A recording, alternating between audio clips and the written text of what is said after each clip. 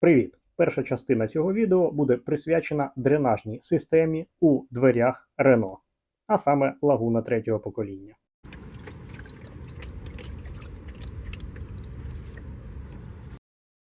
Річ у тім, що приблизно 2 тижні я возив з собою додаткову пляшку води і постійно чув цей звук. Потім пляшку прибрав, а звук лишився. Саме через це я й вирішив перевірити двері свого автомобіля. Знизу на дверях є 2 отвори, один з яких закритий заглушкою. Її я і зняв. І ось що побачив.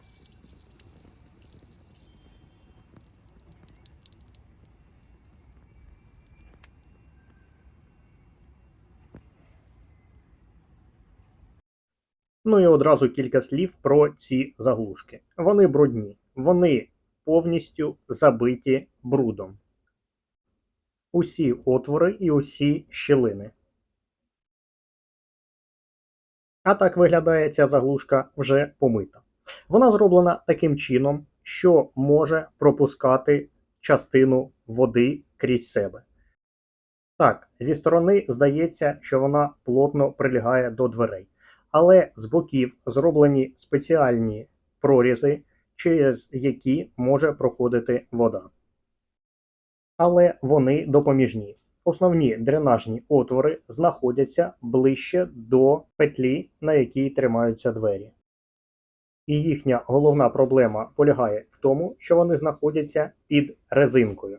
І ця резинка дуже щільно прилягає до дренажного отвору, перекриваючи його. Як бачиш, навіть після того, як частина води вилилась через перший отвір, у двері все одно залишається вода, яка б могла спокійно вийти через дренажний отвір. Але муляка, яка забивається між резинкою і дверима, не дає воді виходити. Особливо, якщо двері закриті. Ця резинка максимально щільно прилягає до дверей збоку і зверху і повністю перекриває отвір. Щоб вирішити цю проблему, нам потрібно силіконове мастило. Не плутати із силіконом. Протираємо резинку, прибираючи бруд і змащуючи резину. Це дає змогу їй не приліпати і не закривати дренажний отвір. А другу частину цього відео я хочу присвятити освітленню у багажному відділенні лагуни третього покоління. Однієї лампи, навіть діодної, замало для такого багажного відділення. Десь 5 місяців тому я зробив ось такий саморобний світильник. Але мінусом є те, що він займає розетку і дроти стирчать просто у багажне відділення. Тому зараз я зніму обшивку, покажу, що там всередині і яким чином можна монтувати додаткове освітлення. Викруткою і торксом на 15 викручуємо один саморіз. Далі просто за допомогою фізичної сили знімаємо цю накладку на себе. Нижня гнучка накладка просто надягається на спеціальні крюки. Тримається вона на кліпсах. Всередині маємо роз'єм розетки, трохи шумоізоляції і якісь незрозумілі роз'єми. Я ще не зрозумів, куди вони йдуть. Тобто все, що потрібно, це приєднатися до оцієї розетки. Я використовував ту саму частину діодної стрічки, яка в мене була. Коштувала вона на ринку приблизно 40 гривень.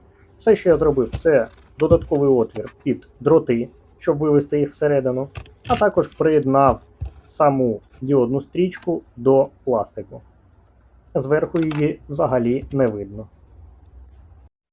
Яким чином воно спаяно, я не покажу, тому що в мене виявилась акустична проводка діаметром 1,5 мм, а маленьких шматочків дроту, на жаль, не знайшлося. Тому довелося використовувати саме акустичні дроти.